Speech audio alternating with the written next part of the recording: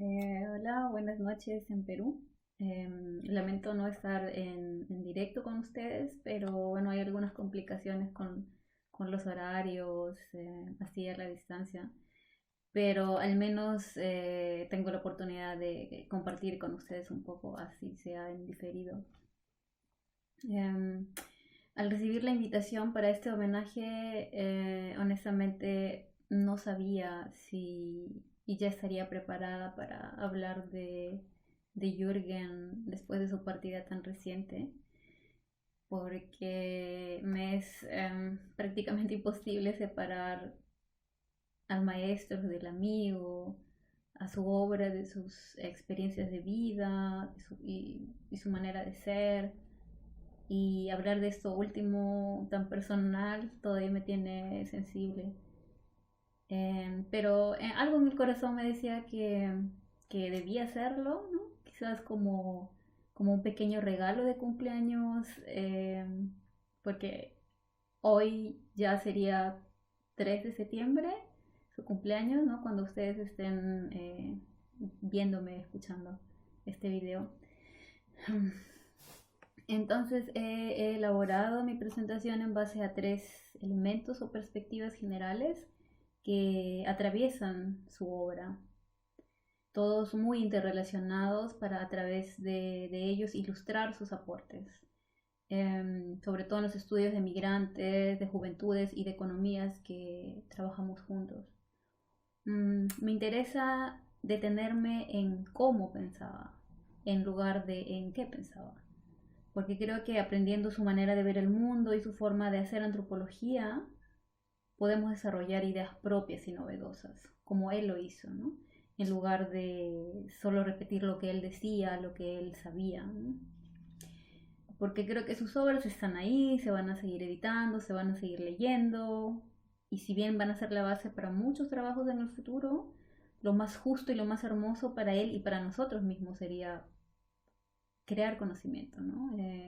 Realmente cultivar las semillas que él sembró. Entonces, el primer punto importante para mí es el peso de la historia.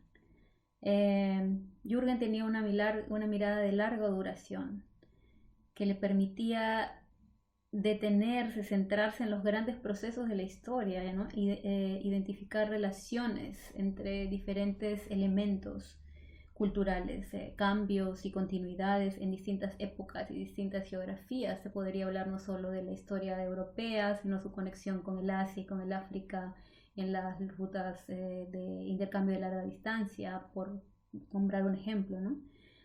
Por ello, él tenía esta inclinación y esta facilidad para moverse en amplios arcos temporales, como vemos en sus estudios desde la iconografía moche que va aproximadamente desde el siglo II al siglo IX, y él con esa misma facilidad hablaba de los jóvenes limeños del siglo XXI, ¿no? Jóvenes urbanos. Otro ejemplo de esta mirada de la larga historia es, por ejemplo, su tesis de doctorado que tengo aquí, que está en alemán, que no hay una versión lamentablemente en español, quizás algún día me anime a intentarlo. Y esta tesis de doctorado se titula, bueno, es sobre campesinos en el Perú, factores de desarrollo en la historia social y económica de la población campesina desde los incas hasta hoy.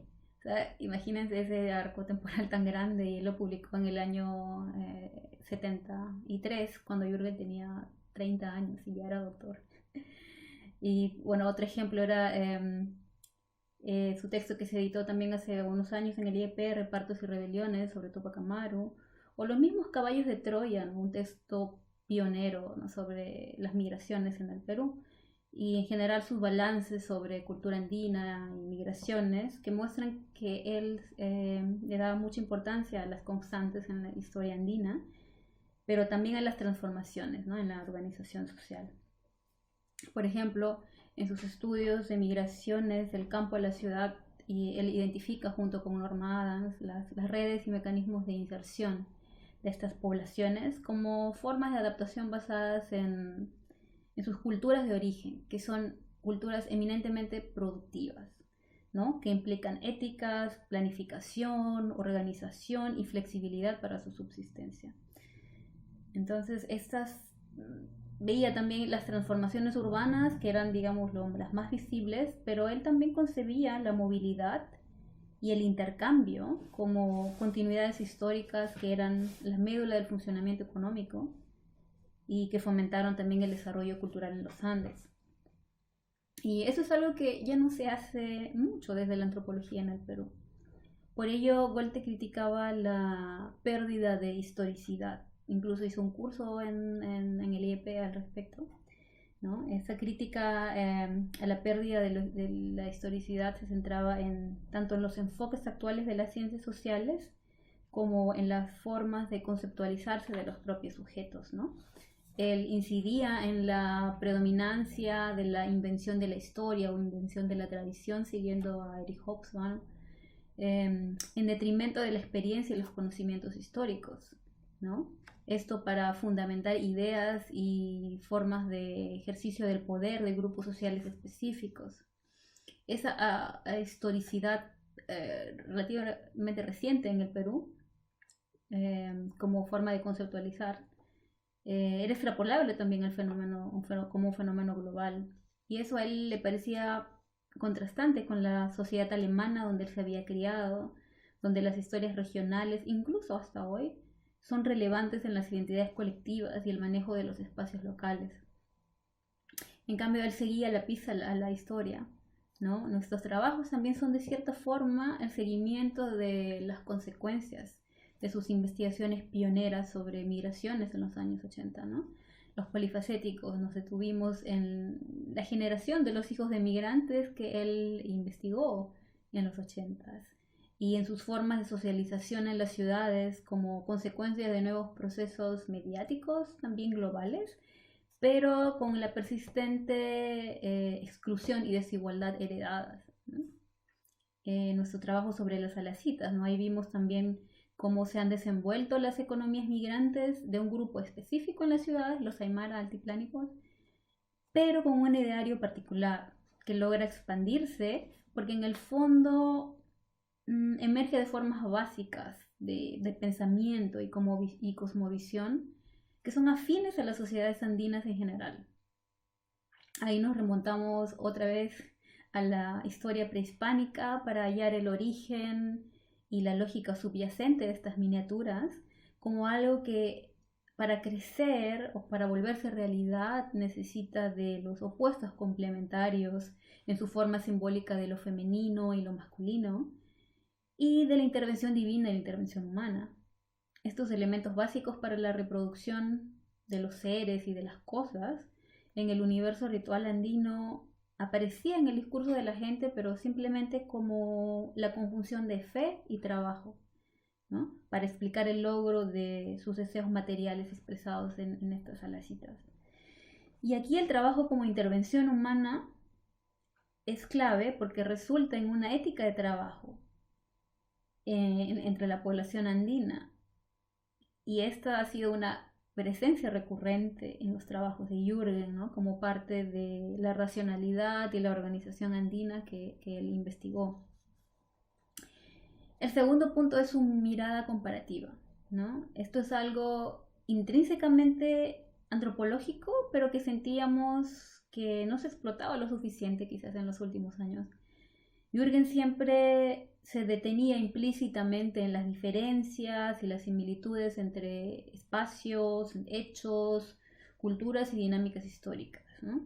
Cuando analizaba, por ejemplo, las estrategias campesinas para la conquista de la Gran Lima, él establecía analogías y comparaciones con la ética protestante, como es bastante sabido. Lo mismo en nuestro estudio de las alacitas, porque nuevamente hallaba conexiones y afinidades en las historias largas, aparentemente disímiles, pero con ciertas coincidencias. Y aquí quiero incidir en un punto. Sus comparaciones y frecuentes conexiones con la historia europea, asiática o mundial las usaba para comprender mejor las particularidades de las sociedades andinas. Ahí radica básicamente el aporte fundamental del método comparativo antropológico. Él no lo hacía de un modo que anteponía los conceptos o categorías de análisis a la realidad estudiada. Él pensaba los problemas y sus explicaciones, como diría él mismo, no en función de postulados abstractos, desvinculados de la vida de la gente, sino de las circunstancias culturales, históricas y naturales en las que se han desarrollado, ¿no? Las específicas. Él hacía lo que ahora, si se quiere, se conoce como teoría fundamentada, antes siquiera que se inventara el término, porque estaba convencido de que las explicaciones se encontraban en la experiencia, en la realidad misma. Ahí reside, creo yo, una diferencia vital, porque él no se dejaba encorsetar por teorías o conceptos foráneos, sino que buscaba en estas realidades las respuestas a las maneras de ser, a las maneras de ser de las cosas. Por ejemplo, ¿no? Lo que llamamos liberalismo aymara altiplánico no lo concebimos como un mero producto o imposición de una globalización capitalista neoliberal, sino como un fenómeno que tenía un asidero en la historia antigua de la población con un sustrato cultural pastoril, porque fue lo que encontramos en su pasado y vimos cómo esto se articula evidentemente con circunstancias socioculturales mundiales en el presente, o sea, no están desvinculadas, ¿no? El siguiente punto es su enfoque holístico y creativo también, que aquí debo contarles algo bueno que también he sabido, ¿no? Que cuando él estudió en San Marcos la antropología era una sola carrera junto a etnohistoria y arqueología, y previamente aquí en Bonn, en Alemania, él había seguido estudios de Altamerikanistik, que es como antropología de América Antigua, también en base a estas disciplinas, ¿no? Era todo algo integral. Y tenía un fuerte énfasis en la historia, ¿no? Hay toda una tradición historicista en Alemania. Entonces, esto es algo que se nota en sus trabajos, ¿no? Porque creía firmemente que estas disciplinas se necesitaban entre sí. Él no creaba líneas divisorias porque aprendió a pensar los Andes y el mundo, ¿no? En general desde sus realidades concretas y no a través de límites disciplinarios. Él decía, no hay que poner el pensamiento en cajitas, ¿no? Que hasta aquí termina la antropología y empieza la sociología, o hasta aquí termina el campo político y el ritual empieza en otro. En esas cosas siempre tenía críticas, ¿no? Entonces él se nutría de todo lo que su percepción podía captar. Pensaba siempre sobre su entorno para entenderlo. Él echaba mano de lo que le servía para abordar un tema. Y creaba sus propios métodos, ¿no? Como en los caballos de Troya, que hizo lo que ahora se conoce como etnografía multilocal o multisituada, antes siquiera que el término se popularice también, ¿no? Porque era en verdad tremendamente creativo y seguro de lo que hacía, ¿no? No le importaba si eso venía de un texto clásico, si era algo que ya se había hecho, no, lo que le importaba era encontrar respuestas. Y esto se aprecia también con claridad en sus estudios sobre la iconografía moche, donde él elabora su propio método de lectura tridimensional para entender los huacos, porque le quedaba corto y era inadecuado el método de leer las figuras, las narraciones en dos planos, como era la interpretación europea. Y en nuestro mismo texto de los polifacéticos también incluimos dibujos y narraciones en primera persona para poder entender lo que habíamos encontrado, ¿no? Entonces, eso, ¿no? Jürgen se planteaba nuevas preguntas constantemente y ensalzaba la duda y la creatividad como base para cualquier tipo de ciencia, ¿no? Por eso abarcó él una diversidad de temas, porque era muy curioso y donde identificaba un problema, un tema nuevo, ahí se iba. Él decía que había que así agarrar las ideas y desarrollarlas, ¿no? Él bailaba en muchas fiestas, como decía, y el ritmo de su propio tambor.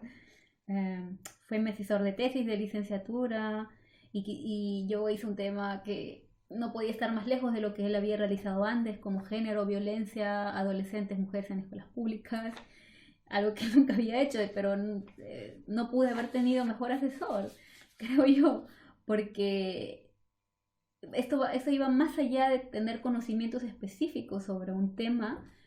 Lo que importaba era que él sabía hacer antropología. Y eso era lo más importante, problematizar, analizar, comprender, ¿no? Y así asesoró a cientos de tesis sobre los temas más variados porque estaba abierto a nuevas ideas, de hecho buscándolas, ¿no? Tenía mucha chispa, que era contagiante porque tenía esa creatividad, esas ansias de saber más cosas. y como algo bonus, un elemento final era la experiencia, ¿no? La experiencia como fuente y estímulo, ¿no? Goethe partía de la experiencia personal y colectiva, ¿no? Para iniciar un nuevo proyecto. Yo creo que plantearnos preguntas sobre la base de algún interés o experiencia personal es algo que todos hacemos en distinta medida, ¿no? Siempre hay algo de nosotros, de la propia historia de vida, en los temas que elegimos, en la curiosidad que nos despierta algo en especial, pero eso no se tematiza lo suficiente en la investigación como un insumo creativo, a mi parecer. Incluso a veces se evita por temor a parecer menos objetivos o serios en el desenvolvimiento de nuestras investigaciones, o si se hace a veces se quedan solo en la anécdota. Él en cambio se planteaba problemáticas que desarrollaba a partir de experiencias, así él aprendía y buscaba soluciones. Era un etnógrafo por excelencia, no de los que redundan en meras descripciones detalladas y abultadas o en hechos atípicos, inconexos, en un momento dado, ¿no? Una investigación sincrónica, sino que él trascendía los hechos, los ubicaba en un contexto histórico mayor para comprender su significado y sus implicancias en el presente, pero también en el futuro, ¿no? Por ejemplo, Jürgen tuvo una infancia en el campo, él cosechaba papas durante la posguerra, recolectaba hongos, era lo que me contaba. Y esa experiencia lo usó también para conectar con los campesinos en los Andes, que les decían, ¿no? Que él, en el fondo también era un campesino, quizás europeo, pero campesino al fin y al cabo. Y eso podía construir una relación quizás más cercana o incluso más confiable que con los limeños o criollos que también iban a hacer trabajo de campo o hacer investigaciones con él, lo que me decía.